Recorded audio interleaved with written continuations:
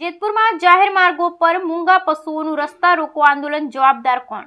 રાજ્યભરમાં રખડતા પશુઓ અને ઢોરનો ત્રાસ જોવા મળે છે અને રોડ ઉપર ભટકવાના કારણે ટ્રાફિકની અડચણ થવા સાથે અનેક વખત અકસ્માત પણ થયેલ છે.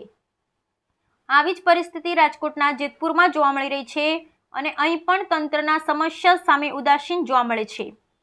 રાજ્યનું કોઈ પણ શહેર કે ગામ હોય, અંદર પ્રવેશો એટલે તરત જ રસ્તા પર ઢોર અને પશુ રખડતા જોવા એ સામાન્ય બાબત છે. રાજકોટ જિલ્લાના જેતપુરમાં પણ આવી જ હાલત છે. જેતપુરમાં પ્રવેશતા જ અન્ય મુખ્ય માર્ગો પર ઢોર બેસેલા અને રખડતા જોવા મળે છે.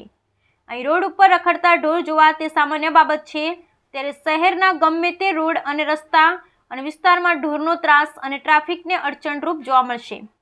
અહીં તો રખડતા ઢોર માટે રોડ અને રસ્તા તબેલા હોય તેવી સ્થિતિ જોવા મળે છે અને ત્યારે અનેક વખત અહીં વાહન ચાલકો અકસ્માતનો ભોગ પણ બનેલા છે.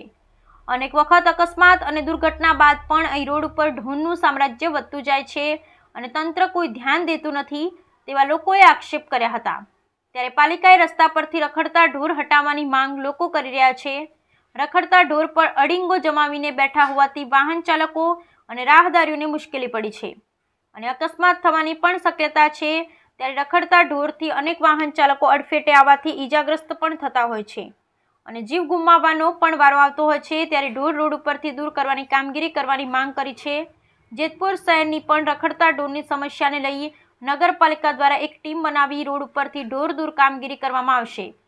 સાથે ઢોર માલિકોને પણ ચેતવણી આપવામાં આવશે. તેમ છતાં રોડ પર ઢોર આવશે તો પકડવામાં આવશે. સાથે અગાઉ પણ પાલિકા દ્વારા આખડા પકડવામાં આવ્યા હોવાનો દાવા ચીફ ઓફિસરે કર્યો હતો. સાથે જગ્યાની ફળવાયેલી બાબતે પણ રજૂઆત કરવામાં આવી હતી. સાથે જ વાહન ચાલકો અને રાહદારીઓને તકલીફ ન પડે તેવી કામગીરી કરવામાં આવશે તેવો દાવો ચીફ ઓફિસરે કર્યો હતો. ત્યારે જેતપુરને રખડતા ઢોરમાંથી ક્યારે છુટકારો મળશે તે સમય બતાવશે. રખડતા ઢોર રોડ પર અડીંગો કેટલા અંશે વ્યાજબી કહેવાય તે મોટો પ્રશ્ન છે. સાથે જ સરકાર આવા રખડતા ઢોર ઉપર કડક કામગીરી લે તેવી લોકો માંગ કરી રહ્યા છે. Bureau report Hemant Shekhwa, Halar express news.